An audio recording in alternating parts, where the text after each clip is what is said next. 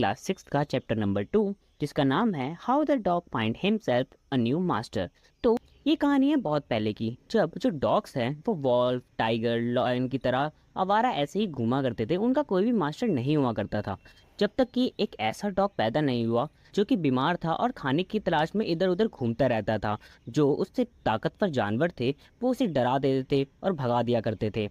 तो उसने सोचा कि क्यों ना मैं एक ऐसा मास्टर ढूंढ लूं जो कि मुझे प्रोटेक्ट करे और मैं उसकी सर्विस करूं, जिसके बदले में वो मुझे खाना भी दे। तो जो डॉग है वो अपने मास्टर की तलाश में निकल जाता है।